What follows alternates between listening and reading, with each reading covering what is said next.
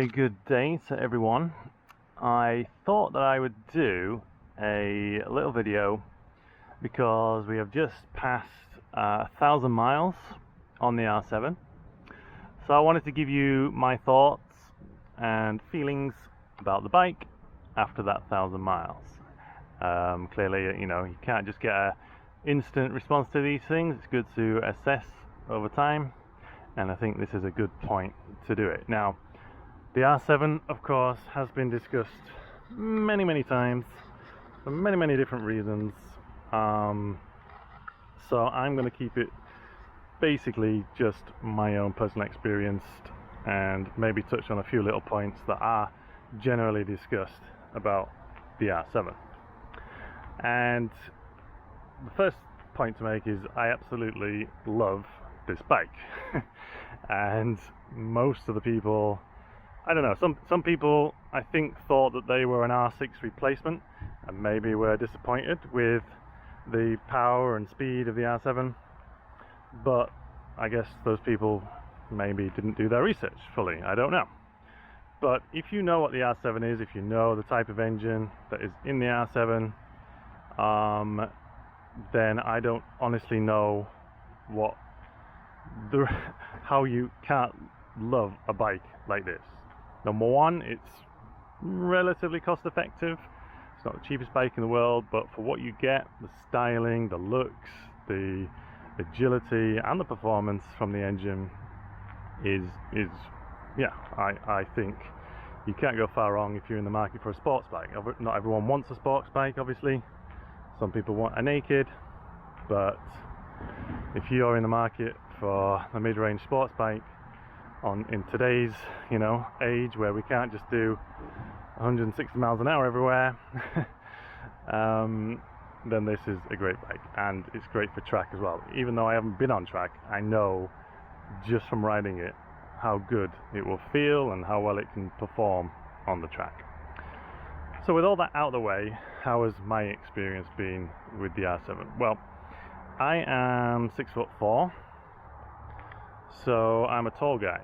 I weigh 180-ish, 175 pounds, 180 pounds, which is what, 12 stone, 12 and a half, something like that, 13 stone, or what is it in kilograms, 80 kilograms, something like that. So what did I have to do to get comfortable with the bike? Because when you get a bike from the dealer, it's always best to do your own adjustments to make yourself feel comfortable on the bike.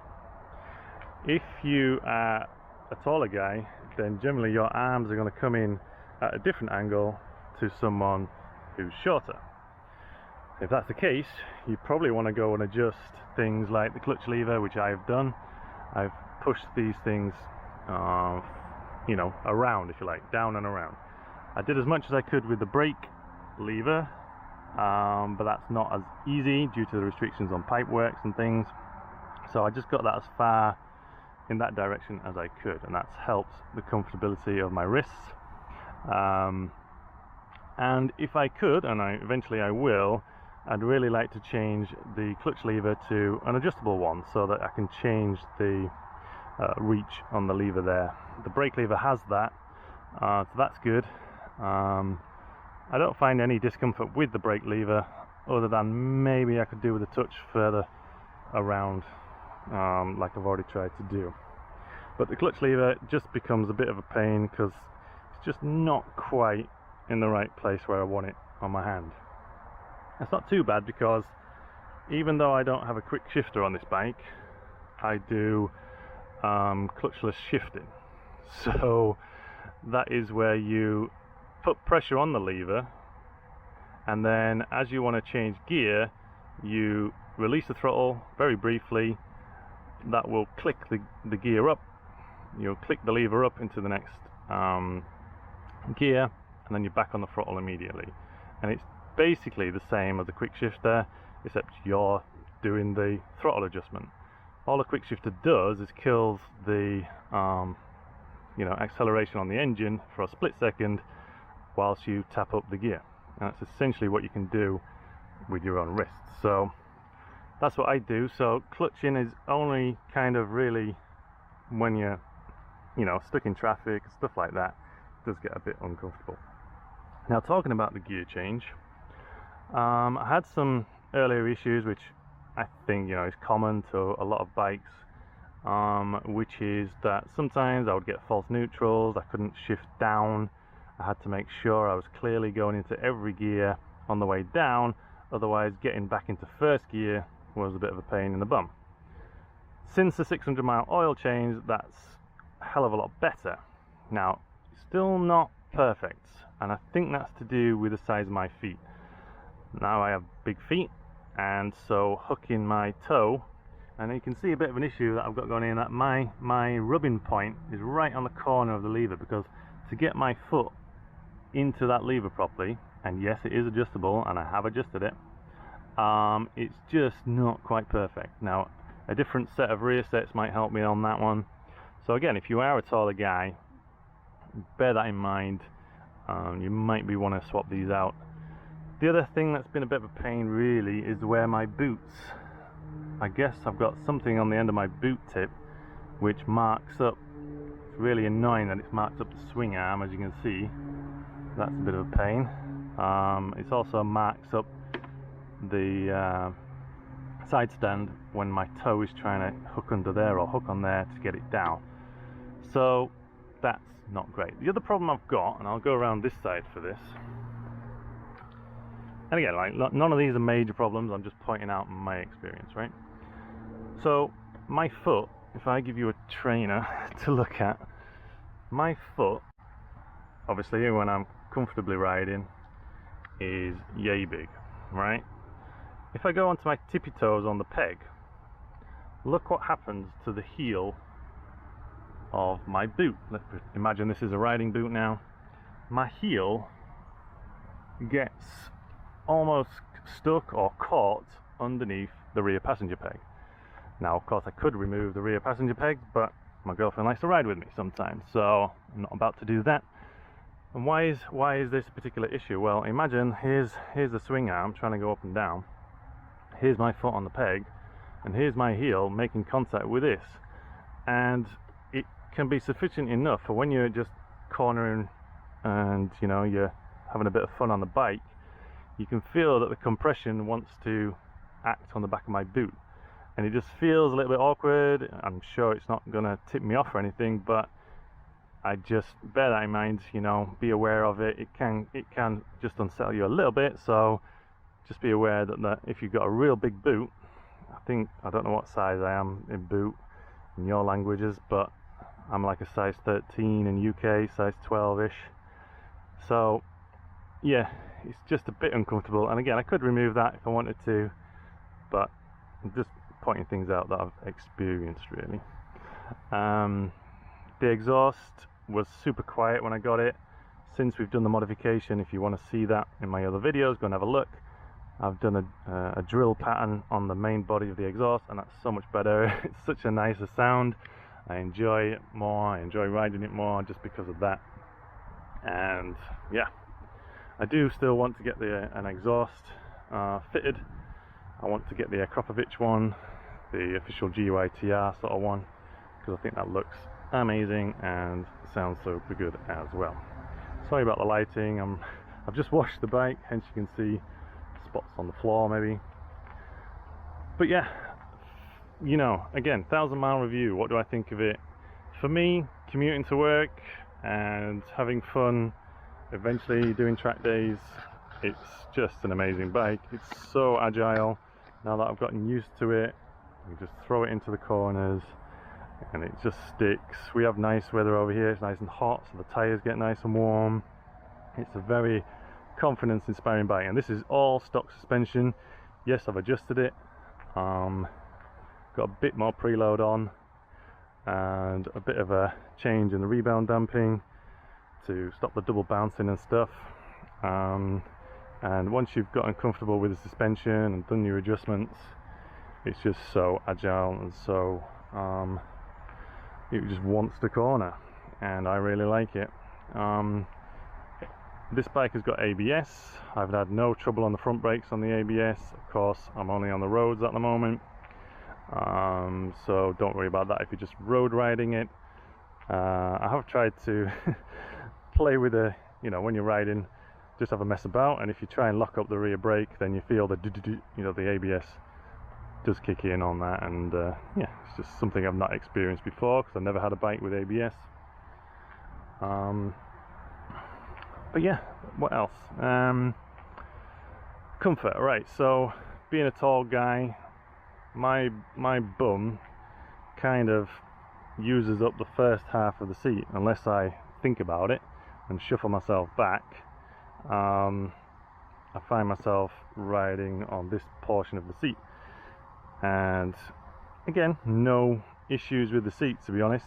My issues come from my shoulders and my neck, which is probably just because I'm old, to be honest. And yeah, sometimes I've got to give my neck a stretch as I'm riding, just because your head wants to, as your arms are pointing down to the handlebars, your head wants to point down, so you've got to constantly be lifting your head forwards. It's like when you go swimming, it's the same thing. Trying to keep your head tilted upwards uses muscles that probably not used to sometimes. So yeah, my neck gets achy a bit, but otherwise wrists and seat, absolutely. Again, I ride for about an hour to work, an hour back, not every day, maybe once a week, and comfort wise that is more than enough for me, and I just enjoy the bike too much to be bothered about the comfort, etc. I'm about to do a chain clean and a chain re-lube. I'm sure I could have done this before now, but I didn't have the equipment. I didn't have a paddock stand, I didn't have the lube and the cleaner. So now that I've got that, I can go ahead and do a chain clean and check the slackness of the chain. So I'll be doing that very shortly. But I just wanted to give you a talk through, just let you know how I find the bike in general. When it comes to washing the bike, because I know some people want to know about washing bikes, what can I say? I use like a snow foam cleaner, and I put it through a small sprayer on the end of the garden hose, and that gives it a nice froth on the bike.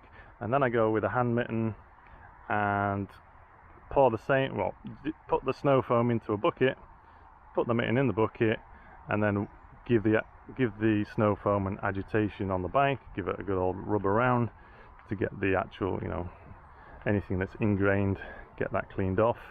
Then rinse it off with water, and as soon as you can, once you've rinsed it, get on with the dry cloths and get it dry. Don't leave any spots there to dry, and that just makes it so much easier to do the polishing and any last minute bits of polish you want to do. So once I've done that, like I say, dry it by cloth, trying to get everywhere as much as I can, and then I have a Meguiar's quick wax, spray that on, spray the areas that you want to wax, and then just go around and immediately wipe it off. And it just looks, as you can see, I know the lighting's bad, but the paintwork is still stunning. I've had a few marks on it which actually I thought they were scratches, but as you can see, I've got most of them off. They appear to be some kind of, like, I don't know whether a fly has gone past and just brushed itself against the tank and it just leaves a streak or something. So again, that's come off, and it just looks, yeah, super. I've come a bit lower angle now so you can have a look at it. But yeah, just love the bike. If you're thinking about getting one and you're still umming and ahhing, then this is my recommendation to make that choice, and go ahead and just bite that bullet if you can, because you will enjoy it and you'll have a lot of fun. And people look at the bike and I get fist bumps off people as I'm riding by. Sometimes another biker came by on Friday and fist bumped me, which was a new experience. But that's Americans for you, probably. Next modifications, what do I want to do? I want to change the screen. I want to try a double bubble. I don't care if it's smoked or clear. Maybe smoked would be nicer, but I'd like to try that just to change the aesthetics a bit. I actually like Now, this is because I'm old and grey or whatever. I'm not, I'm only 40-ish. I like these. Now, a lot of people change to the flush mounts, and I can understand why, and that's perfectly fine. That's your choice. I get it, and go for it.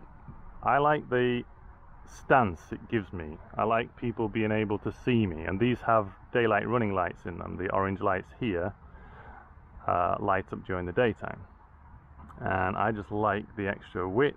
You know, I want people to see me coming, especially if I'm at speed, because it's very useful for people to see you coming. So I'm not in a rush to change those, to be honest. Maybe eventually, but right now I'm very happy that those give me that extra bit of presence on the road. Mirrors, again, if you are commuting, I know a lot of people want to get rid of these and put something else on, but the standard mirrors are absolutely great for seeing behind you. Do they look amazing? I don't know, it's up to you, but I don't really care about that. But, you know, who do I want to see behind me? I want to see that cars aren't coming up on me. I want to make sure the police aren't coming up on me. And I just want to be very aware of what's around me, especially changing lanes and all that business. So they're great. The screen's good. All I care about is the odometer and maybe what gear I'm in, maybe the speed, and that's all I need off that.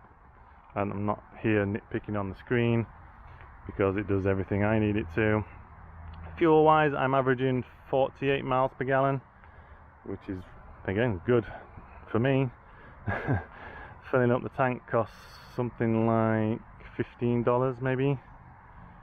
Can't quite remember. I don't really look at it, I just fill it up and go. Put the credit card in. So yeah, I absolutely love it. I know I've talked for a while now and you're all falling asleep, but I love the bike and looking forward to doing further changes, exhaust, screen maybe, levers, but other than that, I'm happy we got the tail tidy on there because that's cleaned up the back side of the bike. So I am a happy boy. Alright guys, I'm going to leave you there, and if I've got any other further thoughts, I might come into you later. Cheers for watching guys, bye for now. This Paddock Stand arrived, which is going to help me do, you know, maintenance and cleaning the bike and everything. And to make it work, it's got these hook fittings on the stand, and then you have to get these, we call them bobbins in the UK, but whatever you want to call them, these things, and these things screw into some mounting holes on the swing arm. I just wanted to point out one thing about that is these bobbins, if it'll focus, come with certain size screws, and at first glance you think, okay, that thread is probably long enough to work with the bobbins, but you also have to recognize that the thread doesn't start immediately in the hole. There's a lip there before the thread starts. So when you actually screw that in, you're only going to be using maybe 3/4 of the thread that's sticking out. So for me, that's a little bit uncomfortable. So I have gotten a longer version of the bolt, which will use up more of the thread. Come back. So I feel a bit more secure doing that. So just a thing to point out. So I'm going to screw these on. I'm going to try these first. So there's an option of which ones to use. So I'm going to try these first and see how the stand looks like when it's on that.